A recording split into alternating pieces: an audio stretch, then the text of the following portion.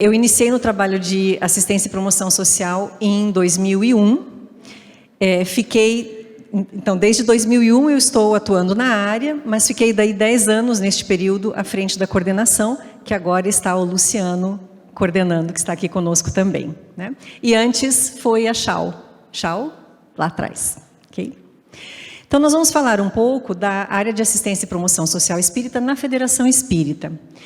Alguns companheiros do Conselho já ouviram parte do que nós vamos apresentar aqui, mas a maioria não ouviu.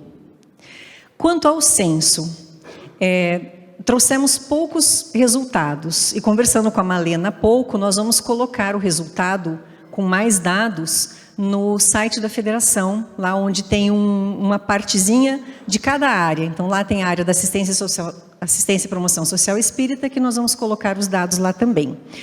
Então, vejam, 249 casas filiadas, 200 responderam.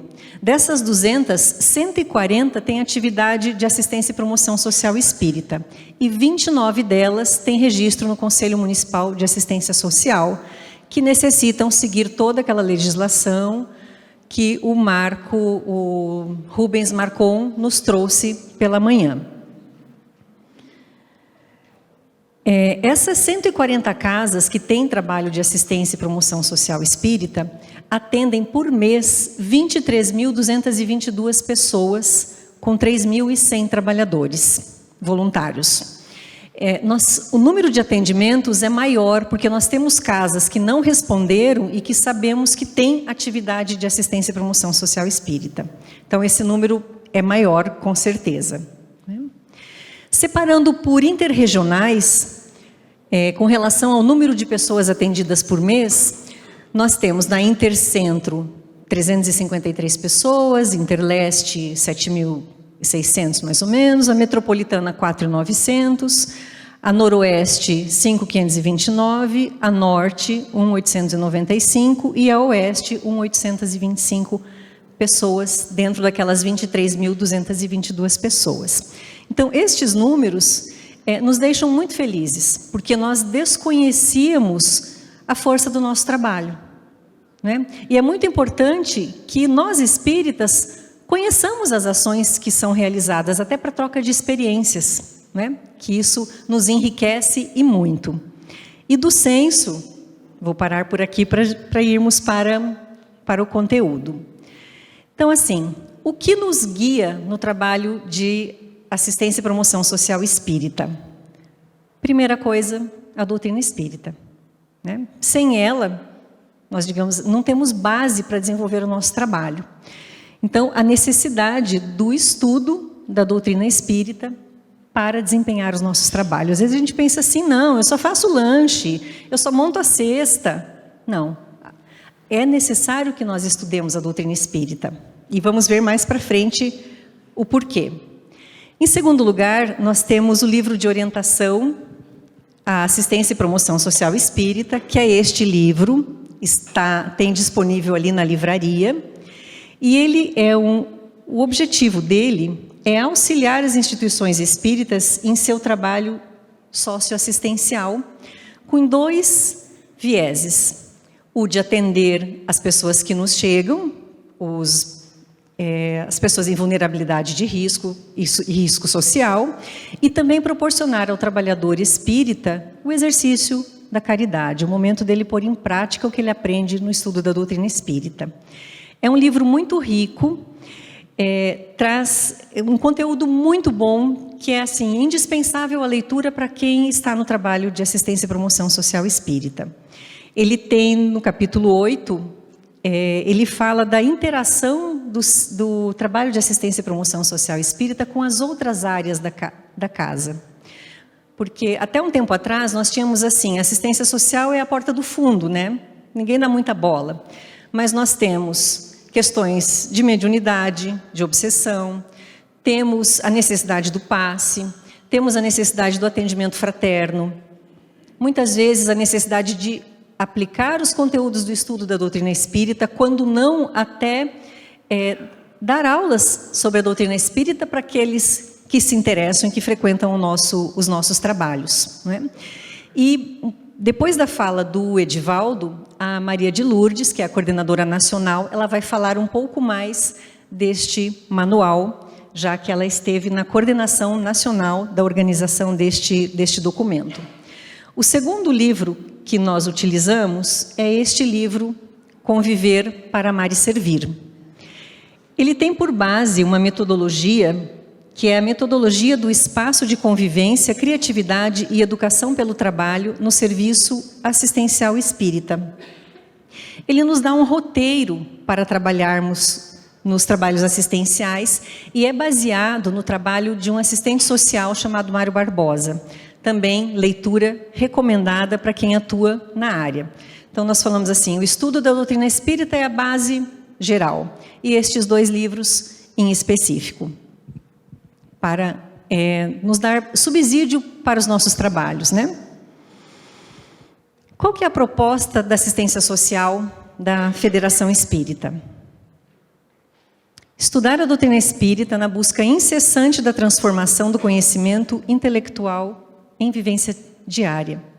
Ou seja, é no exercício da caridade que nós vamos fazer com que o nosso estudo se torne prática realmente. Que ele não fique só na fala, que ele não fique só no intelectual, mas que a gente consiga pôr em prática tudo o que aprendemos na doutrina espírita e, acima de tudo, que busquemos a nossa reforma íntima, né? O nosso melhoramento com base no estudo da doutrina espírita.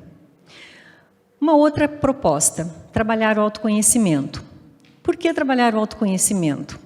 Porque se eu não reconheço em mim as minhas necessidades, as minhas falhas e as minhas virtudes, como eu vou reconhecer as do outro? Muito difícil.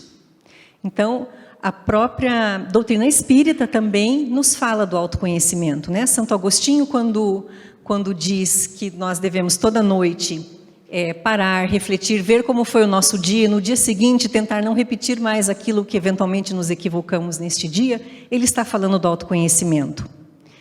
E reforçando, é o autoconhecimento que vai fazer com que a gente consiga entender melhor o outro.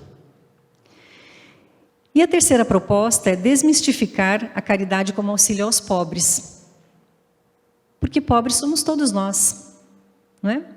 No sentido de ser espiritual, de ser eterno, estamos muito longe da perfeição ainda. Então nós não podemos dizer que aquele que está numa necessidade material, ou numa situação de vulnerabilidade, ele seja o pobre. Não, somos todos nós. Quais as dificuldades que nós enfrentamos nos nossos trabalhos, que já constatamos isso em diversos encontros com as nossas equipes, né? Sustentabilidade dos trabalhos. Então, tem casas e equipes que têm um esforço muito grande, né? As 1000 pizzas para levantar recursos para manter o trabalho. Então, é uma dificuldade. Dependendo da proporção do trabalho, o recurso para mantê-lo é difícil de ser conseguido, né? Então, uma das dificuldades. A outra dificuldade, a continuidade dos trabalhos. Por que a continuidade dos trabalhos? Porque, às vezes, não que aconteça com a gente, né? Mas, às vezes, nós nos deparamos com aquela situação do eu trabalho, né? Não é o nosso trabalho, é o eu trabalho. Só eu que sei fazer. Não dou oportunidade para as pessoas novas entrarem no trabalho. E isso faz com que, ao longo do tempo, o trabalho acabe. Diversas pessoas que nós já estivemos em interregionais já falaram, olha, tinha as senhorinhas que faziam o trabalho, morreram, o trabalho acabou. Então, nós precisamos ter esse olhar para os mais jovens, para que eles, e cativá-los para que eles abracem essa tarefa, para que ela tenha continuidade.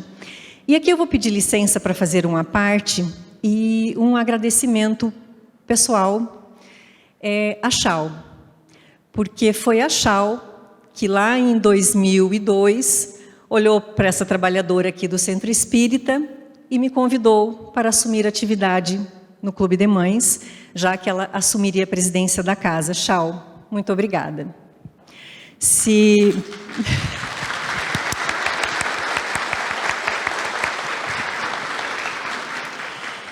É um grande exemplo de continuidade.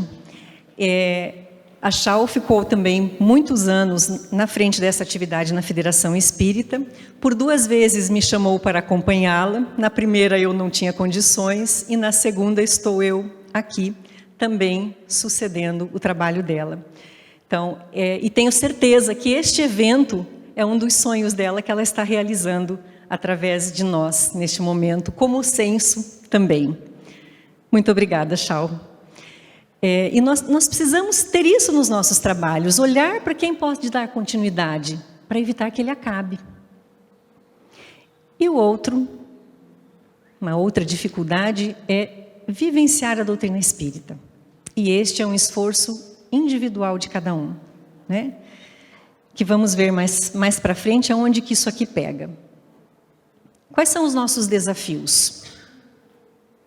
Empoderar a pessoa que nos chega pelas portas dos trabalhos assistenciais do Centro Espírita, a fim de que ela se perceba capaz e em condições de sair da posição de assistido para de assistir. Não pensem que eu estou aqui dizendo que ela vai deixar de ser assistida para virar um trabalhador voluntário. Pode até acontecer, mérito dela, certo? Mas a pessoa, assim como todos nós, precisamos reconhecer o potencial que temos, porque todos nós temos um potencial. E se nós não reconhecemos a nossa capacidade, nós nos achamos sempre necessitados. Sempre vai faltar alguma coisa porque eu não reconheço aquilo que eu tenho em mim. E as pessoas que chegam pelas portas da assistência social são pessoas que já passaram inúmeras dificuldades na vida, inúmeras humilhações, que acham que não têm voz, que não se conhecem, acham que não têm condições de lidar com as situações da família, de lidar com a própria vida. Então nós precisamos ensiná-los a perceber que são seres eternos e que estão num caminho de evolução, assim como todos nós, né? Então, que eles se sintam seres plenos, seres capazes de sair da condição em que estão. Muitos podem ser que não consigam, mas muitos pode ser que consigam, né? E aí o nosso grande desafio é não dar a sopa para a avó, para a filha, para a neta, para a bisneta. Tentar parar na avó. Tentar ensinar aquela pessoa que ela é capaz, que ela tem condições de conseguir andar com as próprias pernas. Isso não é a Miriam que está dizendo não, tá? Jesus disse para a gente, vós sois a luz do mundo. E ele não disse isso para nós e para os nossos assistidos outra coisa. Não, para todos nós. Resplandeça a vossa luz diante dos homens. É só a luz dos espíritas? Não. De todos que estamos aqui encarnados, seja em que condição estivermos.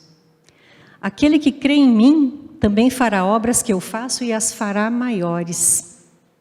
Então Jesus disse, todos vocês têm condições de fazer aquilo que eu faço e muito mais. E por que nós não auxiliarmos as pessoas que nos chegam pelas portas da assistência, que elas também têm este poder dado por Jesus? Que elas também podem crescer, podem fazer com que a sua luz brilhe. Jesus também disse, vós sois deuses e todos vós filhos do Altíssimo.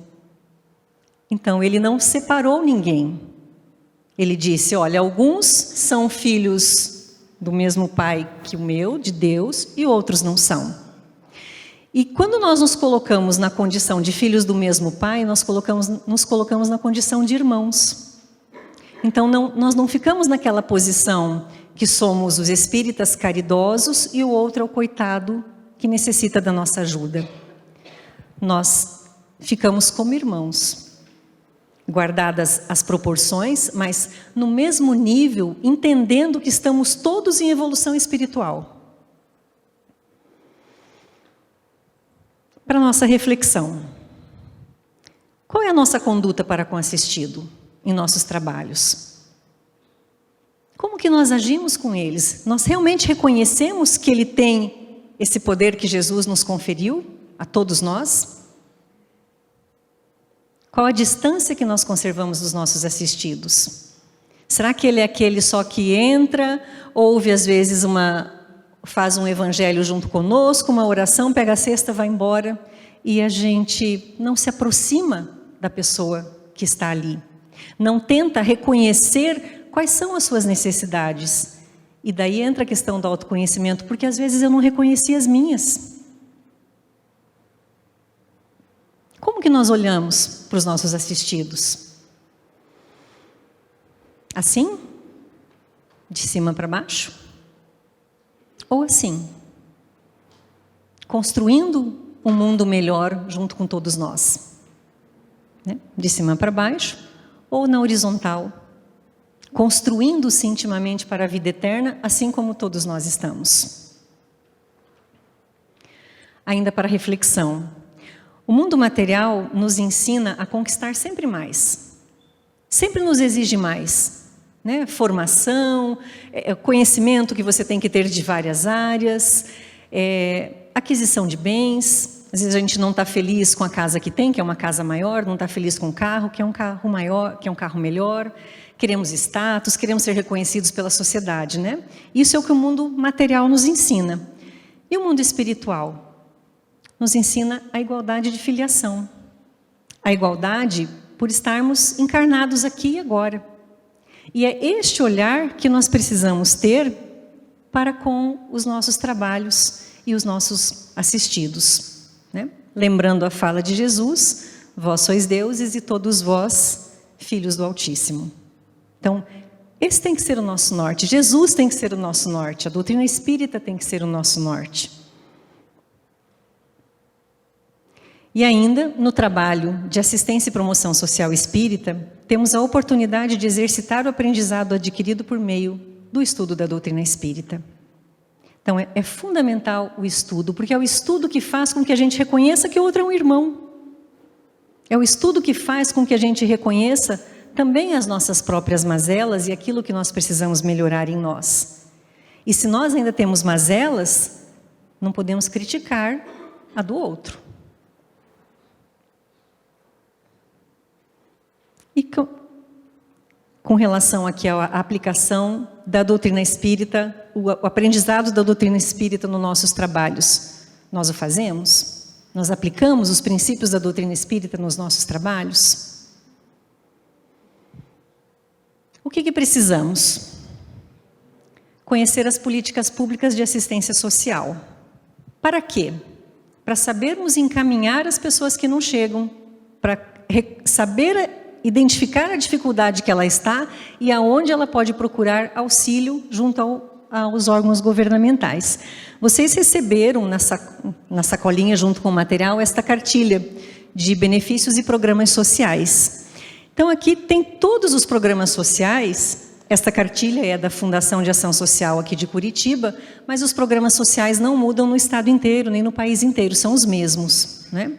Então, nos dá um conhecimento de todos os benefícios que a rede pública oferece e que é nossa obrigação saber, para que possamos orientá-las. Porque, às vezes, nós nos preocupamos em angariar recursos para suprir uma necessidade específica, mas o órgão governamental tem o dever de atender aquela necessidade. Por exemplo, um exemplo, né? Não tem vaga na creche. Onde que nós encaminhamos a pessoa? No conselho tutelar. Para quê? Olha, eu preciso de vaga na creche para o meu filho. O que o conselho tutelar faz? Noticia o município não deu jeito, noticia o Ministério Público, que vai lá e diz, município, você tem que abrir vaga para aquela criança. Agora, quantos de nós conhecem todas as funções do conselho tutelar? Então, é muito importante que nós tomemos conhecimento tanto dos benefícios quanto da ação do conselho tutelar para que possamos ajudar os nossos assistidos.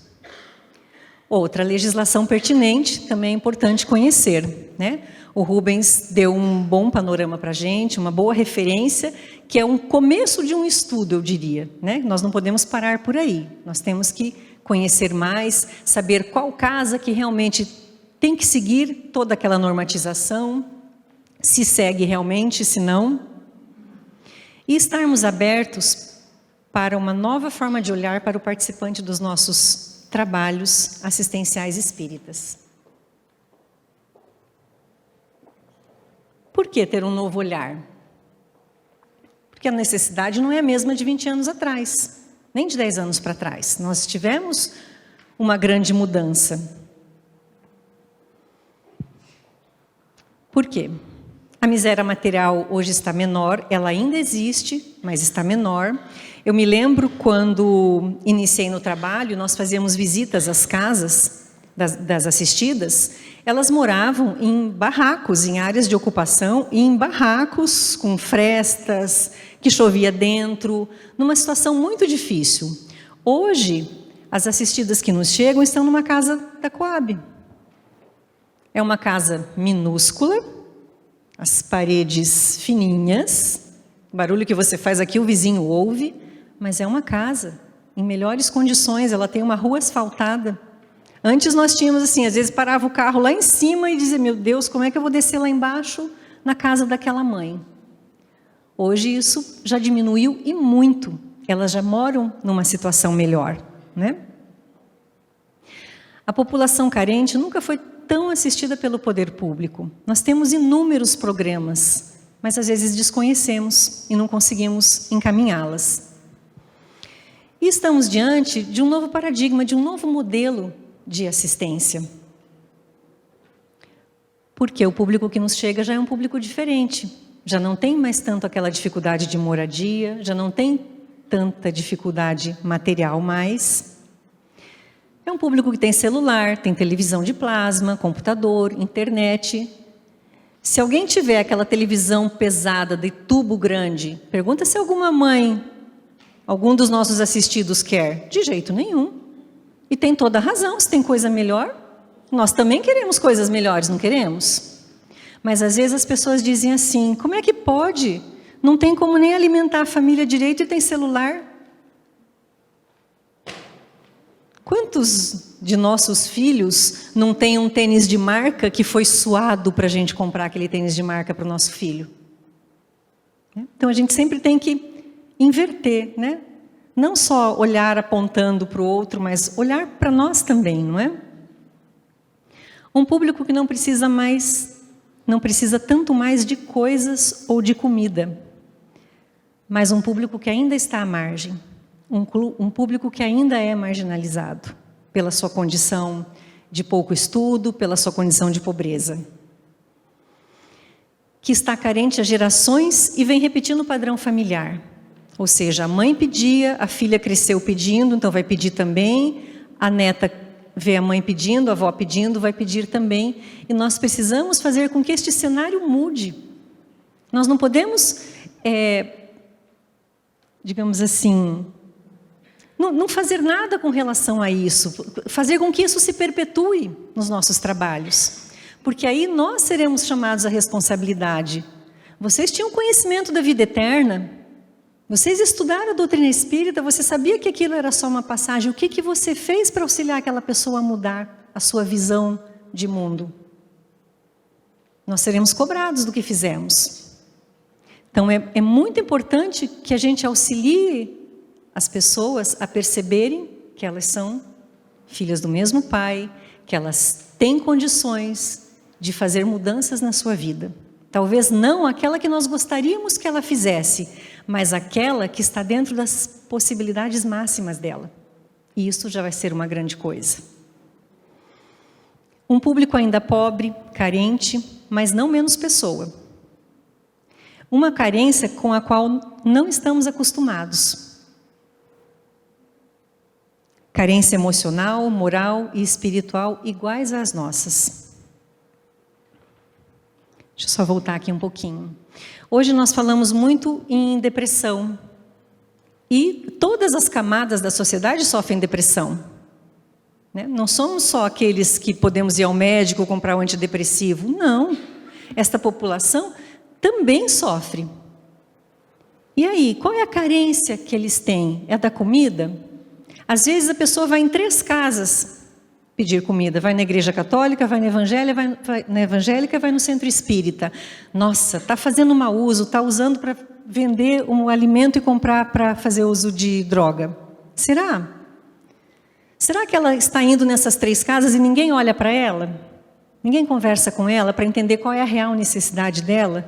Se ela tem 12 pessoas na casa para alimentar e só aquilo que ela ganha na casa que nós damos não é suficiente e a casa não tem condições de dar a mais, então faz com que ela vá procurar em outra casa? Ou será que ela bate nas diversas casas para que alguém olhe para ela? Que é o que nós queremos, que alguém nos olhe, que alguém nos ouça, que alguém compartilhe das nossas dificuldades e também das nossas alegrias, né? Então, não é diferente. Estamos todos no mesmo nível.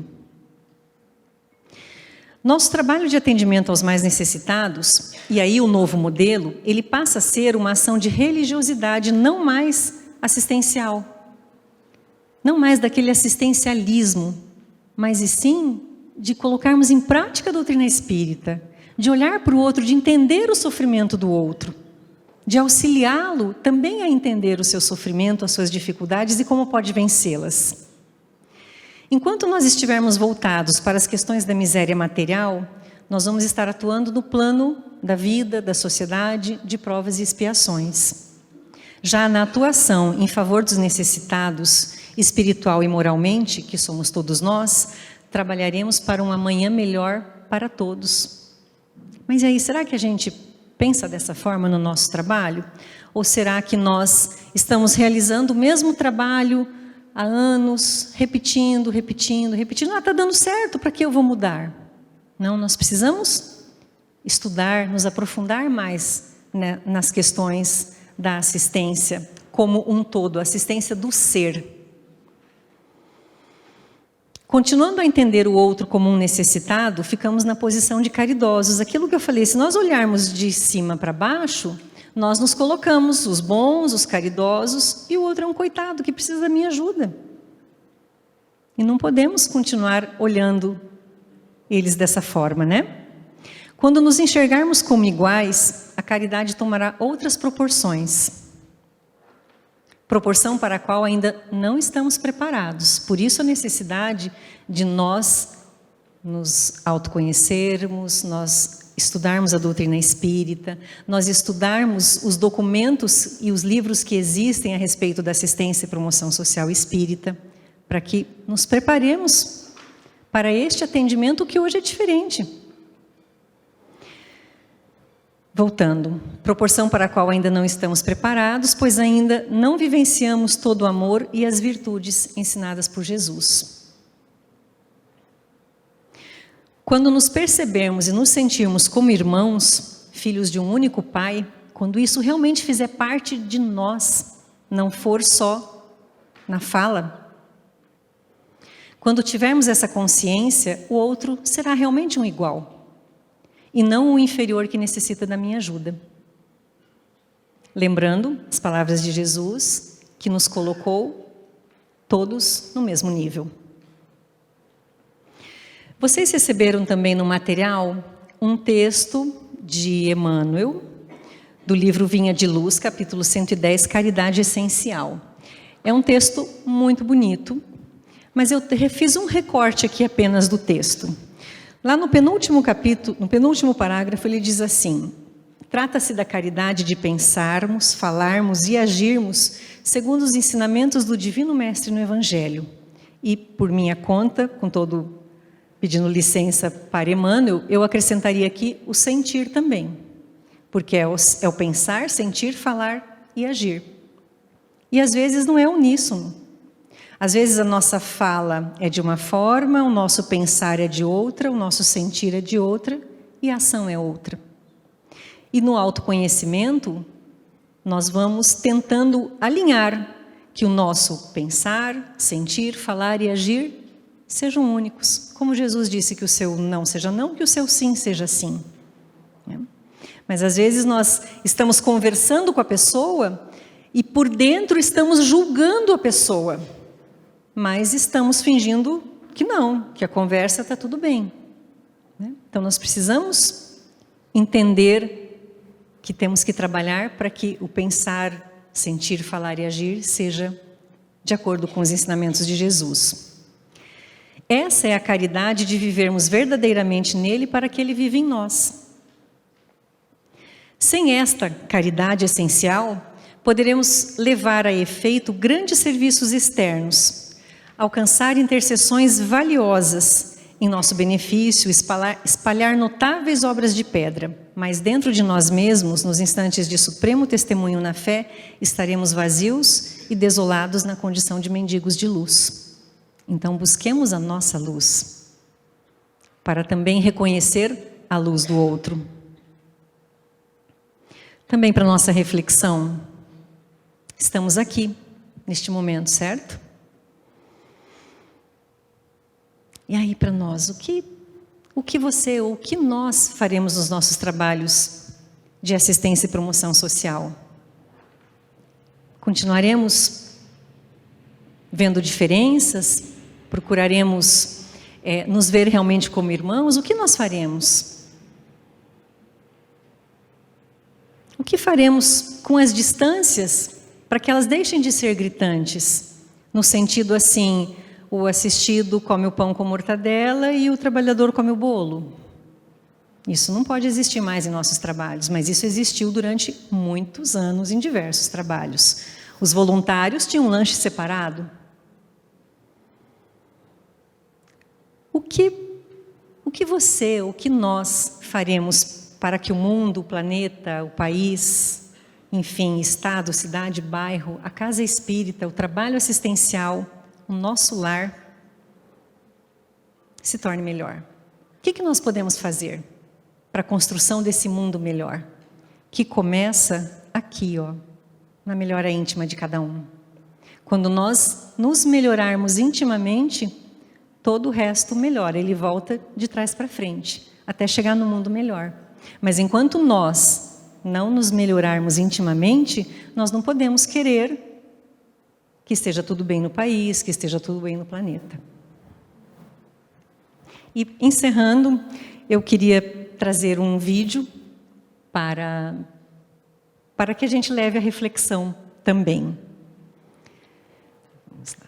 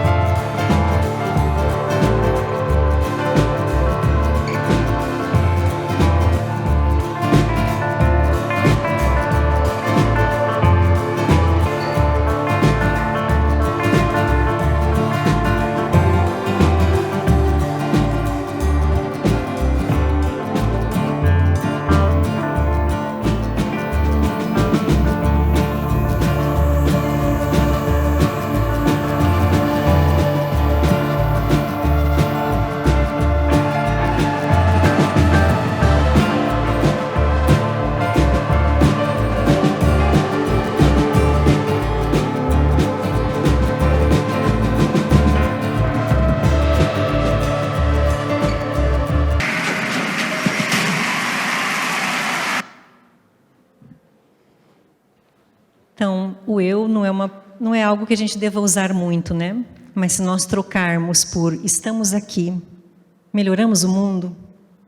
E se nós, no nosso trabalho, conseguirmos fazer a diferença na vida de uma pessoa que seja, nós estaremos contribuindo para esse mundo melhor.